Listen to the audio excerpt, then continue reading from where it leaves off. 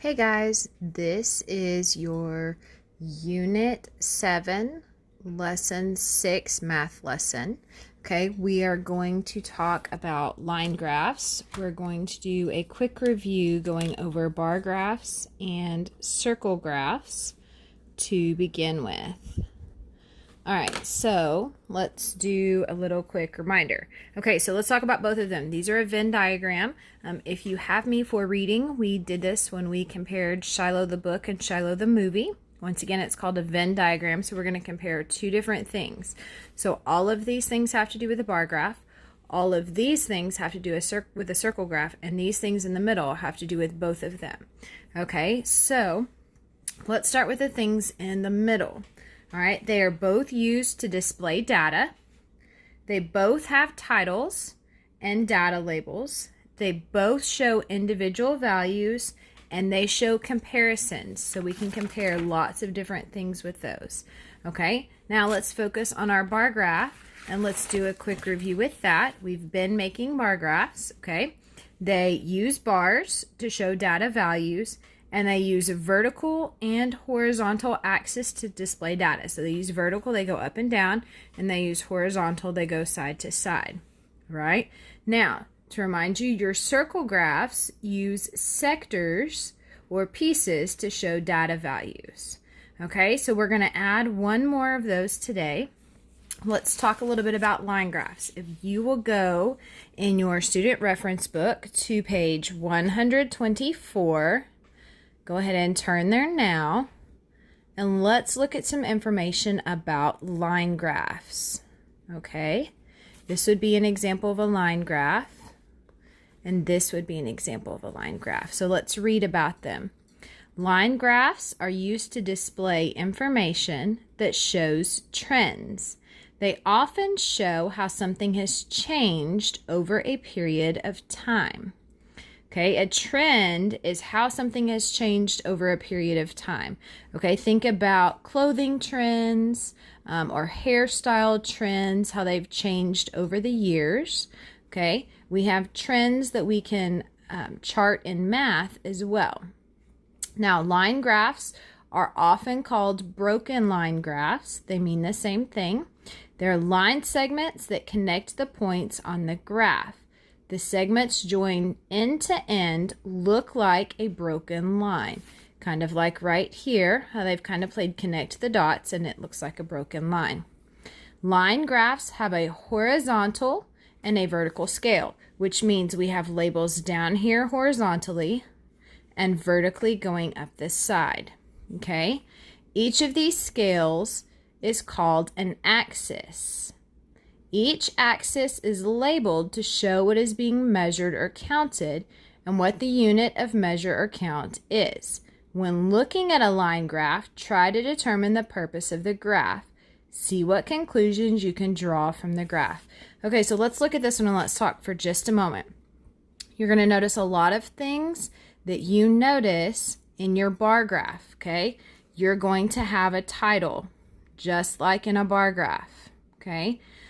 You're going to have a label underneath your horizontal axis, okay? And then here, if you notice, all of their labels here are on the lines, okay? This is what's different from a bar graph. Your line graph, you're going to put your labels on the lines, okay? This is the same as a bar graph. You're going to have your label up here going up your vertical axis, and your numbers, and notice your numbers are on the lines as well. These down here are not in the gaps like a bar graph. They are on the lines because this is a line graph.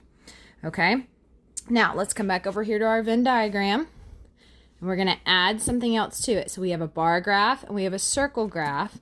Now we're going to add our line graph. Okay, so I'm going to draw a lovely little circle right here, okay, and down to the bottom, we're going to add line graph. Now, in a line graph, notice that we've added a third circle to this, okay, so a line graph also presents data, has titles, has labels. It has vertical and horizontal axis.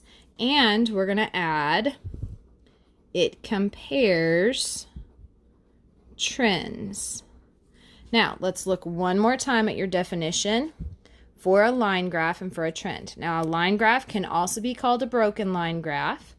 It's a graph in which data points are connected by line segments. Okay? And a trend is how something has changed over time. All right, so now what I want you to do is I want you to grab your math journal. Go ahead and grab your math journal. I'm going to move all of this out of the way. And I'm going to use Lainey's math journal to show it to you. And give you a few minutes to turn there. We're going to turn to page 226. I'm going to show it to you in her book because it's blank. And then I'm going to give you some directions and then we're going to go over it together. Okay? All right, so let's look here. It says at the top, line graphs are often used to show how something has changed over a period of time. Remember, a trend is something that has changed over time. Okay, so it shows you step by step how to make a line graph. So let's go through each of these steps, okay? You're going to choose and write a title. Well, they've already given us information here that we would need to plot in our line graph, okay? If they've already given you a title, you can use the same title. So notice here, they gave us temperature at noon. So when they created the line graph, they did temperature at noon, okay? Then it says, step 2, decide what each axis is going to represent. Usually the horizontal axis, which means the one at the bottom, represents a unit of time, hours, days, months, years, and so on.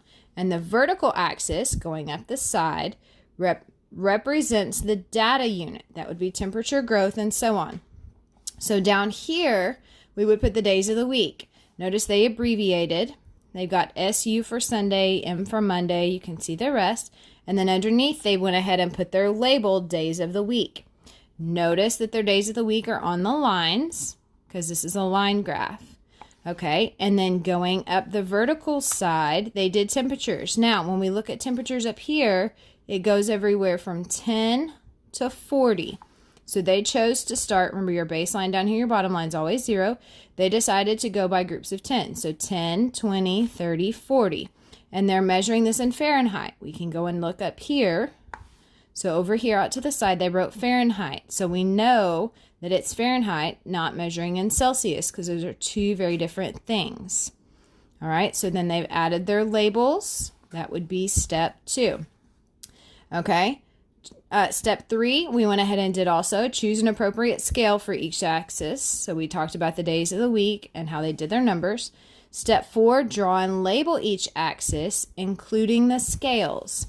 All right, so we would look at Sunday. Sunday, they did 20. So we would go to Sunday, we'd go up to 20, and we would draw a dot. Okay. On Monday, we noticed Monday they did 30. So on Monday, we'd go up to 30 and draw a dot. Tuesday was 40, so Tuesday we'd go up to 40 and draw a dot.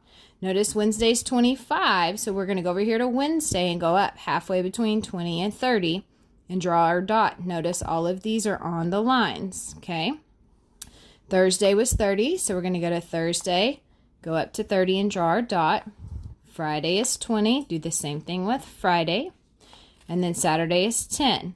So as of right now, we would just have our dots here. Okay. All right. Now, step 5, plot each data point. And then step 6, collect the data points. So we just did step 5. Step 6, here's the thing you need to remember. I need you to use a straight edge when you're connecting these dots. Please, please do not draw them free-handed. Okay, I don't care what kind of straight edge you use. If you have a ruler, you can use it.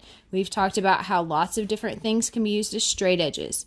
I know that you can find something around your house that has a nice straight edge to use. Okay, so then you would connect those dots. All right, so let's look at what you're going to do down here. All right, it says Rosita's class keeps a record of books borrowed from the class library. A different student keeps the record each week. During Rosita's week, she collected and organized the data in this table. Use her data to make a line graph. This is what I want you to do. I want you to take some time, and I want you to take the data from right here, and I want you to make a line graph right here. I want you to go through these 6 steps. I want you to do it one step at a time, okay? Step 1, choose and write a title. They have a title right here. I want you to write the title right here. You might need to scoot it over, squeeze it in, okay? Step 2, decide what each axis is going to represent. What's going to go vertically and what's going to go horizontally. Are you going to do the days of the week over here, or are you going to do the number of books borrowed? You can do the days of the week down here or the number of books borrowed. So you're going to need a label and your numbers, okay? You're going to need a label and your numbers or days of the week, whichever one you decide. I want you to go back up here and look at what they suggest, where to put your things such as hours, days, months, and years, and where they suggest that you put things like temperature, growth, and so on, okay? Now, after you do your title and your labels, okay, I want you to go back and put either books or numbers here and books or numbers here.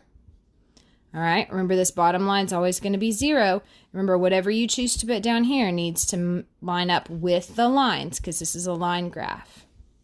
Then I want you to plot, okay? Your line graph should go this way. I want you to do your dots. You need to do one on each line. Don't skip them. Okay? And then I want you to connect your dots with a straight edge. So I want you to stop this video. I want you to spend a few minutes and I want you to create your graph, your line graph. After you have created your line graph, I want you to come back and we're going to create one together. I want to make sure that you understand how to do it, that you have all the labels. I want you to check it and make sure you did yours correctly. So take a little bit and go create your line graph and then come back.